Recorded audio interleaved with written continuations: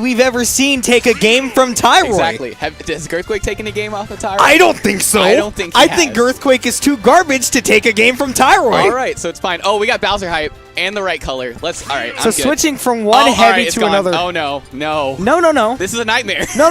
Eidos is a genuinely entertaining Ryu to watch. And if anything, you can watch Winky Face, who I call, and many others, Emotiquan. You can watch Emotiquan fight Eidos, and you might be able to learn something, and maybe the people can too. I appreciate Emotiquan for using the correct Bowser color here. It's a good one. It's great. Yeah. The pink hair is the way to go. So Bubbles, tell me, you are a Bowser player yourself. I am. And you have clearly expressed some discontent with the matchup against Ryu. So tell the people a little bit about what you hate about this matchup. Okay, so usually when Ryus make combo videos, half of it's against a Bowser, mainly just because you get in the same situation that Bowser does against Bayonetta, where it's just like, your SCI is great, your SCI can be phenomenal, but sometimes it just doesn't get you anywhere. As we saw there. And you're kind of just a big, lovable, spiky, bouncy ball to Ryu sometimes. So really, it's a lot of, in this matchup, it's a lot, you really just kind of have to find, you can abuse a couple different things. You can tough guy Red Fireball, so you can just, up to like 100 something. So if he throws that out in neutral, you can just run straight through it and grab him. Interesting. So you've got that.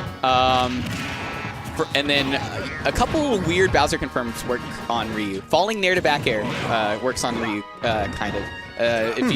Because it's a little tight just because like he can just focus straight out after the Nair, and then it's just like, okay, you just back air a Ryu that's in focus, and then you die. But yeah, Nair's a little better just because you can catch focus and things like that. But it's just it's a lot of PTSD for me. What I'm noticing a lot is that Emotiquan is not allowing Eidos the stage control when he can. Yeah, that's the Ryu.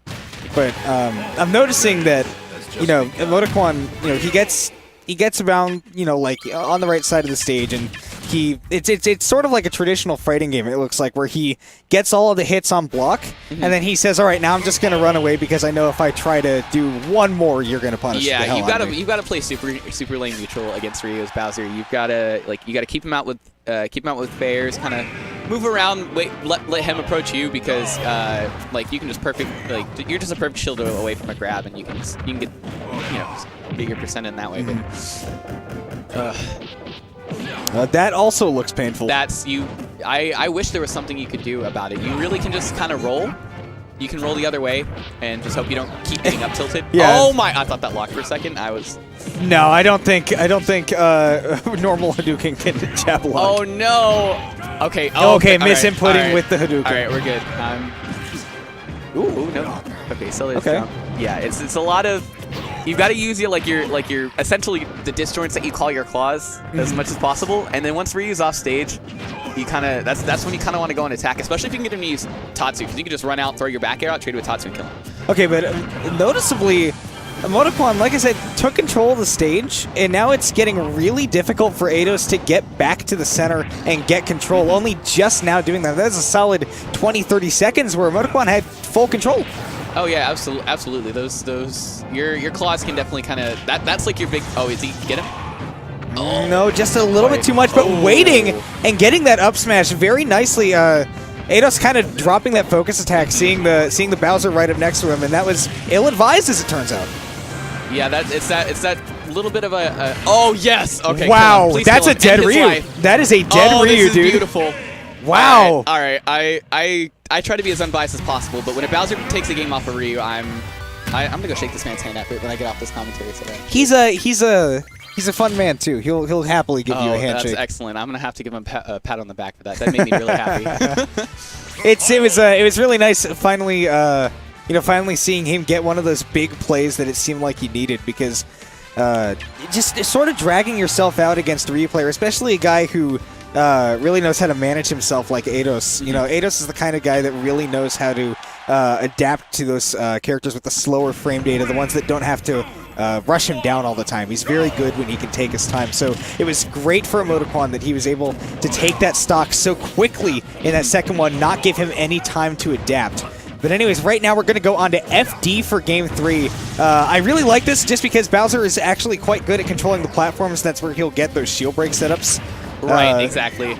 Yeah, and Eidos can just keep him in the air if he lands those up tilts, as you saw. Neither of these characters have exceptionally good landing options. I mean, Ryu has focus, of course, but Bowser can kind of play around that and just wait for him to let it go. But yeah, I think Ryu definitely has a little bit of advantage on this stage, just because like what's Bowser gonna do when he's in the air? Just take up airs until he dies. But you know, Emoticon's doing a really good job of just look at the spacing. Oh yeah, if Ryu wants to box with you, you can box with Ryu all day. You just gotta watch out when he actually gets in. Especially when he got those long limbs like Bowser, and Emoticon gonna connect, like he said, that Koopa.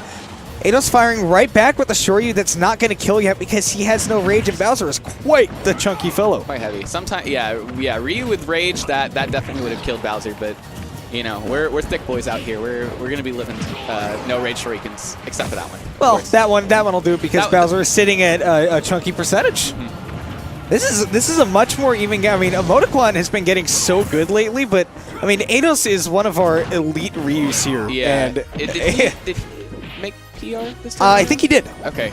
Yeah. Oh God. Missing the footstool setup. That would have been so big for him. Angsty. Okay. Yeah, that's good. We need more Bowsers. It's like Deluxe, Pung, myself. There's a couple Bowsers, you know, roaming around. No! Wow, Eidos connected the string, but he is just able to get back. Bowser mash, getting back there. Oh no. Oh, that one will do it. Oh no. Okay. Bowser suffers from the same sort of problem that DK has, is that once he's on the ledge, it's very difficult for him to get off of it. Eidos taking full advantage of that, knowing that he just needed to connect an up tilt to end the game.